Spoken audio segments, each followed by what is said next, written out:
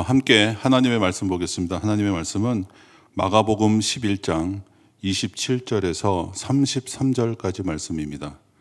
제가 가지고 있는 성경, 신약성경 75쪽에 있는 마가복음 11장 27절에서 33절까지 말씀을 우리 함께 보도록 하겠습니다.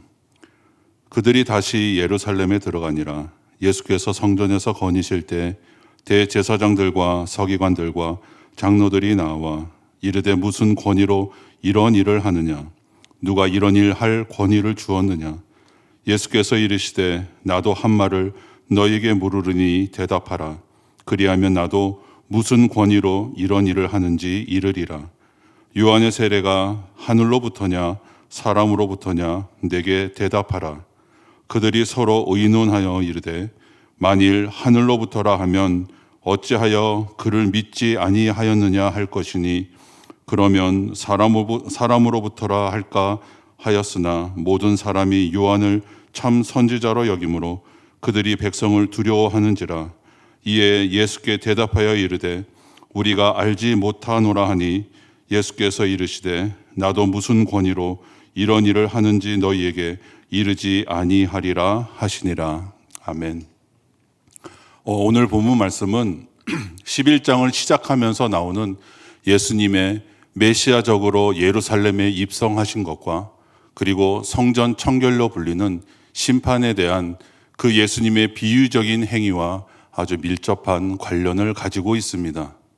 저희들이 함께 살펴본 본문의 내용은 당시에 성전의 실세였던 자들과 권위에 대한 논쟁을 지금 다루고 있습니다. 우리가 먼저 당시에 성전의 상황을 좀 살펴드리면 일반인이 들어갈 수 있는 공간과 또 종교 지도자들이 들어갈 수 있는 공간이 철저하게 구분되어져 있었습니다. 그런데 예수님은 지금 그 질서를 깨트리고 자유롭게 성전을 거닐고 계시다라는 것을 우리는 확인할 수 있습니다. 그렇지 않아도 얼마 전에 바로 성전을 더럽히는 자들을 내쫓으신 일로 종교 지도자들이 어떻게 하면 예수님을 죽일까 하고 꾀하고 있었던 그러한 상황이었습니다. 27절 말씀을 보시면 예수님께 대제사장들과 서기관들과 장로들이 나옵니다. 그들이 다시 예루살렘에 들어가니라. 예수께서 성전에서 거니실 때 대제사장들과 서기관들과 장로들이 나와 라고 이야기하고 있습니다. 당시 이스라엘 성전에는 소위 성전 실세라는 사람들이 있었습니다. 그들은 바로 대제사장들, 또 서기관들, 장로들과 같은 종교 지도자들이었습니다. 예수님의 소식을 그들은 이미 들었기에 알고 있었고, 그래서 그들의 눈에는 예수님의 행동이 아주 매우 거슬렸을 것입니다. 그래서 그들은 이렇게 예수님께 묻고 있습니다. 28절 말씀입니다. 이르되 무슨 권위로 이런 일을 하느냐? 누가 이런 일 할 권위를 주었느냐라고 묻고 있습니다. 이 종교 지도자들이 물어본 이 질문의 의도는 예수님을 백성들 앞에서 당혹스럽게 해서 창피를 주려는 것이 아니라 권위에 대해서 메시아적 주장이나 또 성전을 반대하는 것에 대한 증거를 찾고 있는 것입니다. 즉 예수님을 죽일 빌미를 이 종교 지도자들이 찾고 있었던 것입니다. 결국 예수님은 이러한 제목으로 재판을 받으시고 십자가에서 처형당하시게 됩니다. 28절에서 그들이 했던 질문은 두 가지입니다. 첫째는 내가 무슨 권위로 이러한 일을 하느냐라는 것이고요. 둘째로는 누가 그 권위를 주었느냐라는 것입니다. 우리가 일반적으로 성경에서 권위와 권세를 말할 때 보통 두 가지의 의미를 가지고 말합니다.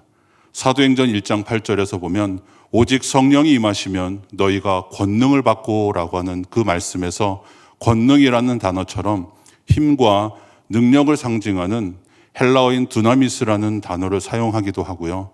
또 다른 의미로는 수직적인 관계에서 발생하는 권위를 뜻하는 엑소시아라는 단어를 사용합니다.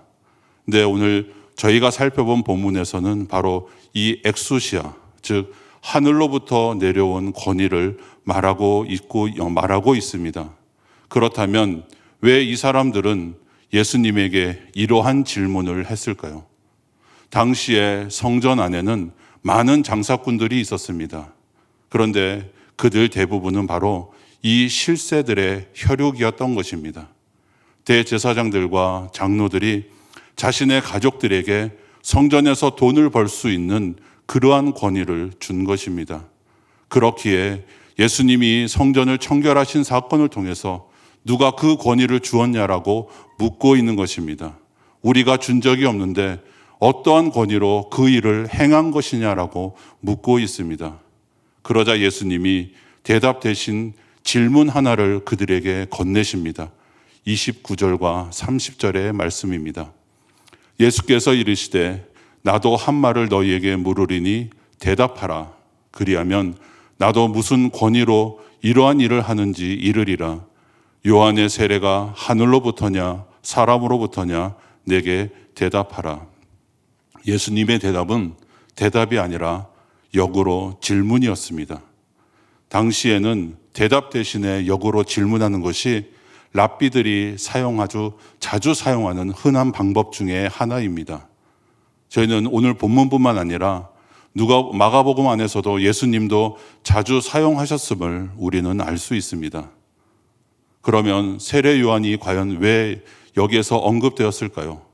당시의 세례 요한은 진정한 선지자로 간주되었던 사람입니다. 그 세례 요한의 평판은 요한이 순교했던 사건으로 이스라엘 백성들에게 더욱더 확고해졌습니다.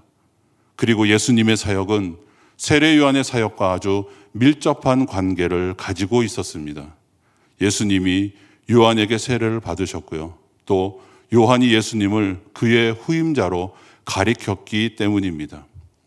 그러기에 성전 실세였던 그들이 요한의 사역 배후에 있는 만약에 하나님으로부터 온 그 신적인 권위를 받아들인다면 그들은 역시 예수님의 권위를 받아들여야 하는 상황이라는 것입니다.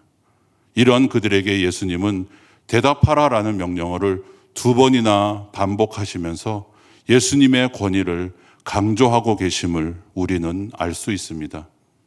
이러한 상황 속에서 종교 지도자들은 선뜻 대답하지 못합니다. 그리고 서로 모여서 의논하기 시작합니다. 31절에서 32절 말씀입니다. 그들이 서로 의논하여 이르되 만일 하늘로부터라 하면 어찌하여 그를 믿지 아니하냐 하였느냐 할 것이니 그러면 사람으로부터라 할까 하였으나 모든 사람이 요한을 참 선지자로 여김으로 그들이 백성을 두려워하는지라. 만약에 요한의 세례가 하늘에서부터 왔다고 한다면 예수님의 권위를 인정할 수밖에 없는 것 같아서 그것이 전혀 마음에 들지 않았을 것이고요. 또 사람으로부터 왔다고 하자니 예수님을 참 선지자로 여기며 존경하는 백성들이 너무나 많기에 그 백성들을 두려워하고 있었다라는 것입니다. 딜레마에 빠져서 한참을 고민하다가 결국 그들은 대답을 피하게 됩니다. 이런 그들에게 예수님이 다시 말씀하십니다. 33절입니다. 이에 예수께 대답하여 이르되 우리가 알지 못하노라 하니 예수께서 이르시되 나도 무슨 권위로 이런 일을 하는지 너희에게 이르지 아니하리라 하시니라. 예수님이 대답 대신에 질문을 하신 것은 답을 모르기 때문이 아니라 답을 해도 그 뜻을 그들이 이해할 수 없었기 때문입니다. 그러면 예수님이 종교 지도자들에게 요한의 세례를 또 언급하신 이유가 무엇일까요? 이것을 알기 위해서 우리는 요한이 요단강에서 백성들에게 세례를 줄 때 그 상황을 우리가 확인해 볼 필요가 있습니다. 마태복음 3장 7절에서 9절까지 말씀을 보면 당시의 상황을 이렇게 말하고 있습니다. 요한이 많은 바리새인들과 사두개인들이 세례 베푸는 대로 오는 것을 보고 이르되 독사의 자식들아 누가 너희를 가르쳐 임박한 진노를 피하라 하더냐. 그러므로 회개에 합당한 열매를 맺고 속으로 아브라함이 우리 조상이라고 생각하지 말라. 내가 너희에게 이르노니 하나님이 능히 이 돌들로도 아브라함의 자손이 되게 하시리라. 세례 요한은 바리새인들과 사두개인들을 향해서 이렇게 질책하고 있습니다. 너희라고 임박한 진노를 피할 수 있다라고 너희는 생각하느냐? 아브라함의 자손이라는 생각을 버리고 회개에 합당한 열매를 맺으라라고 말하고 있습니다. 여기서 우리가 흔히 오해하고 있는 부분 중에 하나는 이 말씀의 의미가 너희가 열매 맺는 삶을 살라라고 생각하고 있는데, 요한이 이야기한 것은 그러한 의미가 아닙니다. 저희가 사과나무와 배나무를 보면 그 잎이 비슷해서 구별하기가 참 어렵습니다. 그런데 이 나무가 어떤 나무인지를 구별하는 가장 확실한 방법은 열매가 맺히는 것을 통해서 우리는 알 수 있습니다. 세례 요한이 지금 말한 것도 열매를 맺으라는 것은 열매를 맺는 삶을 살라라는 의미가 아니라 그들의 뿌리가 무엇인지를 지적하고 있는 것입니다. 당시의 종교 지도자였던 대제사장과 서기관들과 장로들은 그 구원의 조건을 자신들이 아브라함의 혈통으로만 가능하다라고 그렇게 오해하고 있었습니다. 그래서 마치 혈통이 권력인 것처럼 참된 성전의 실체이신 그 예수 그리스도를 몰아내고 스스로 성전의 실세가 되어서 모든 것들을 자신의 마음대로 좌지우지 했었습니다. 그런 그들을 향해서 예수님께서 단호하게 말씀하고 계시는 겁니다. 나는 능히 이 돌들로도 아브라함의 자손으로 만들 수 있다. 혈통은 절대 구원의 근거가 될 수 없다라고 말하고 있는 것입니다. 즉, 열매를 맺으라라는 말은 이 열매를 통해서 너희가 어떠한 나무에 속한 것인지를 확인하겠다라는 의미를 우리에게 가르쳐주고 있습니다. 예수님이 보시기에 당시 종교 지도자들은 하나님께 속한 나무가 아니었다라는 것을 말하고 있는 것입니다. 예수님이 성전의 정결 사건과 또 무화과 나무가 마르는 일과 또 예루살렘을 보시면서 마음 아파하셨던 그것이 바로 이러한 심판 아래 놓인 존재에 불과했기 때문에 그렇다라는 것을 우리에게 가르쳐주고 있는 것입니다. 성전의 실세였던 그 바리새인들과 사두개인들이 당시에는 고양이와 개의 관계처럼 서로 원수지간이었던 사람 존재들입니다. 그래서 그들은 만나는 곳에서 서로의 생각으로 늘 충돌하던 그러한 관계였습니다. 그런데 그들이 딱 한 번의 합의를 보고 서로가 한편이 된 일이 있습니다. 그것은 바로 예수님을 십자가에서 못 박을 때입니다. 그런 그들의 실체를 알아본 세례 요한은 그들을 향해서 이렇게 책망합니다. 독사의 자식들이라고. 이것은 그들의 뿌리가 어디에 있는지를 지적하고 있는 것입니다. 만약에 그들이 하나님께 그 뿌리를 둔 나무라면 절대로 그런 생각과 행동을 할 수 없다라는 이야기입니다. 그럼에도 불구하고 그들은 자신들을 아브라함의 혈통, 즉 내가 구원받고 선택된 백성이라는 거 착각하고 있었던 것입니다. 결국 이들은 예수님의 권위를 인정하고 있지 않는 모습을 오늘 우리에게 가르쳐 줍니다. 또 이들이 예수님의 권위를 인정하지 않았던 이유는 32절을 통해서 다시 한번 우리가 확인할 수 있습니다. 그들은 성전 안에 계시는 하나님을 두려워한 것이 아니라 성전 안에 있던 백성들을 두려워했기 때문입니다. 그렇기에 그들의 삶에 열매가 없을 수밖에 없다라는 것입니다. 사랑하는 성도 여러분, 여러분들은 과연 무엇을 두려워하고 계십니까? 또 여러분은 여러분의 삶을 통해 어떠한 열매를 맺고 살아가십니까? 오늘 말씀을 통해서 우리의 모습을 돌아봐야 할 것입니다. 열매가 없는 삶이 얼마나 두려운 것인지를 우리는 말씀을 통해서 깨달아야 합니다. 열매가 없는 그 종교적인 열심이 어떠한 것인지도 우리는 알아야 합니다. 그리고 열매 없는 삶은 마침내 심판을 받는다라는 것을 우리는 깨달아야 합니다. 대제사장들과 서기관들과 장로들이 그 신앙에서 실패한 가장 큰 이유는 하나님보다 사람을 더 두려워했기 때문입니다.